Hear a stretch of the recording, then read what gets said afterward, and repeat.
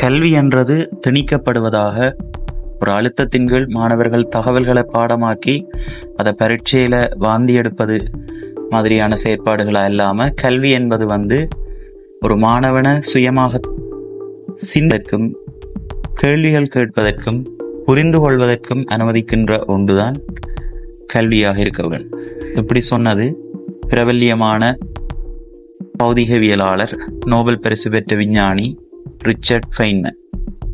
இவர் ஒரு இயற்பியலாளர் மாத்திரமில்ல, ஒரு சிறந்த ஆசானம் ஆயிருக்கிறார்.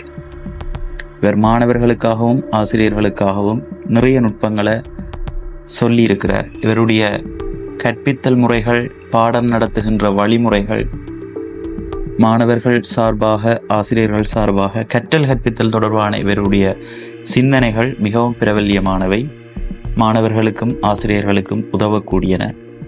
அவற்றை பற்றிய ஒரு தொகுப்பை தான் இந்த வீடியோவில் பார்க்க இருக்கிறேன். இவருடைய முக்கியமான கருத்துக்கள்ல முதன்மையானது உண்மையான புரிதல். உண்மையான புரிதல் என்பது நீங்கள் ஒரு விடயத்தை கற்கின்ற பொழுது அதை சிறிய வயது பிள்ளைகளுக்கு சொல்லிக் கொடுக்கக்கூடிய மாதிரி, அவர்கள் விளங்குற வகையில, புரிதலுக்கு உட்பட்ட வகையில சொல்லிக் கொடுக்கக்கூடிய வகையில உங்களுக்கு அந்த விஷயத்தை விளங்கப்படுத்தக்கூடியதாக இருந்ததுன்னு சொன்னாதான் உங்களுக்கு அந்த விடயம் முழுமையாக புரிந்திருக்கு என்றது அர்த்தம். சுருக்கமாக சொல்றேன்னா எளிய முறையில விளக்கக்கூடியதாக இருக்கணும். இதுக்காக கற்றல்ல ஃபெய்ன்மேன் டெக்னிக் என்ற ஒரு கற்றல் நுட்பத்தை பயன்படுத்துகிறோம். இதில் என்ன சொல்லப்படுதுன்னு சொன்னால், முதலாவது ஒரு தலைப்பு எடுக்க வேணும். ஏதாவது ஒரு கற்பித்தல் என்ன கருவை தேர்ந்தெடுக்கிறது, அதை எளிமையான மொழி நடையில், அதாவது அங்கே இருக்கக்கூடிய விஞ்ஞான சொற்கள், சயின்ஸ் டேர்ம்ஸ் அதுகள் இல்லாமல் சுகமாக ஒரு சின்ன பிள்ளைகளுக்கு புரியக்கூடிய வகையில் அந்த விடயத்தை விளக்கக்கூடியதாக இருக்க வேணும். இப்போ முதலாவது அந்த விஷயத்தை தேர்ந்தெடுக்கிறது, சின்ன பிள்ளைகளுக்கு அந்த விஷயத்தை புரியக்கூடிய வகையில் விளங்கப்படுத்த வேணும்.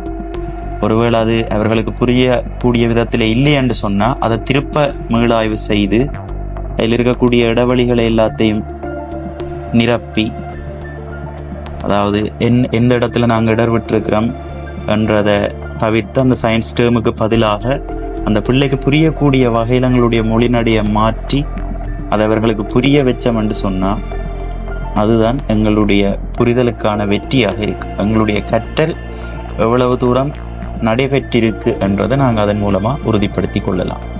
இதுதான் ஃபெய்ன்மேன் டெக்னிக் என்று சொல்கிறோம். ஃபெய்ன்மேன் குறிப்பிட்ட அடுத்த முக்கியமான விஷயம் செய்து பார்ப்பதன் ஊடாக கற்றல். வெறுமன தகவல்களை மனப்பாடம் செய்கிறதும் பாடமாக்குறதும் கூடாது. இயன்ற வரைக்கும் நடைமுறை உதாரணங்களோட பரிசோதனை முறையான கற்றல், செய்து பார்ப்பதன் ஊடாக கற்கின்ற பொழுது மாணவர்களால் இலகுவாக அந்த விடயங்களை புரிந்து கொள்ளக்கூடியதாக இருக்கும். அதோட அவர்கள் விடக்கூடிய பிழைகள், அதை நிவர்த்தி செய்கின்ற முறைகள் என்பதை நடைமுறை ரீதியாக அறிந்து கொள்வார்கள்.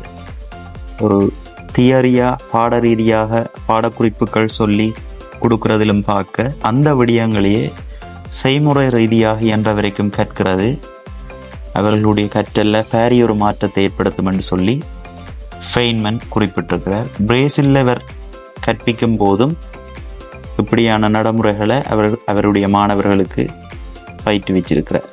ஐன்ஸ்டீன் சொன்ன மாதிரி கற்றலையும் கேள்வி கேட்பதையும் எப்போதும் நிறுத்தக்கூடாது என்ற எண்ணக்கருவை ஃபெய்ன்மேனும் கொண்டிருந்தார்.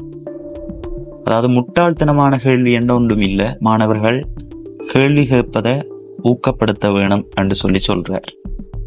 மாணவர்கள் கேள்வி கேட்பதன் ஊடாகத்தான் கற்றுக்கொள்ளுவினம். அவர்கள் கேட்கிற கேள்வியை முட்டாள்தனமான கேள்விகள் என்று அலட்சியப்படுத்தாது, ஒவ்வொரு கேள்விகளும் கேட்கிறதையும் சந்தேகங்களை நிவர்த்தி செய்கிறதையும் ஊக்கப்படுத்த வேணும் என்றது அவருடைய ஒரு கருத்தாக காணப்படுது.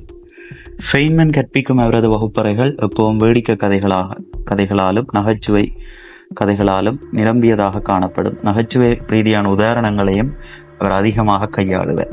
விஞ்ஞான பாடம் சலிப்பானதாக அமையக்கூடாது என்பது அவரது ஒரு எதிர்பார்ப்பு.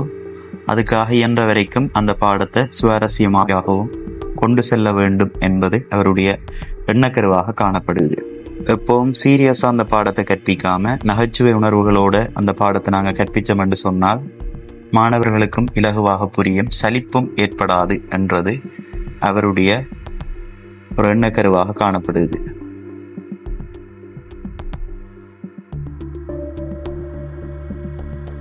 ரிச்சர்ட் ஃபெய்ன்மன் என்ற விஞ்ஞானி ஆசானாக கூறிய இந்த கற்றல் கொள்கைகள் எளிமையாகவும் இலகுவில் பயன்படுத்தக்கூடிய மாதிரியும், வினாக்கள் கேட்கிறது, சந்தேகங்கள் நிவர்த்தி செய்கிறத மாணவர் சார்பாக ஊக்கப்படுத்தக்கூடியதாகவும் இருக்குது. இதை நாங்கள் ஒரு தகவலாக மாத்திரம் கேட்காம அவர் சொன்ன நுட்பங்கள், அவற்றை கருத்தியல்களை எங்களுடைய வகுப்பறைகளையும் கொண்டு வருவமாக இருந்தால் விஞ்ஞான பாடம் அனைவருக்கும் பிடிக்கக்கூடிய விருப்பமான பாடமாக மாறும் என்றதில் எந்த ஐயமும் இல்லை.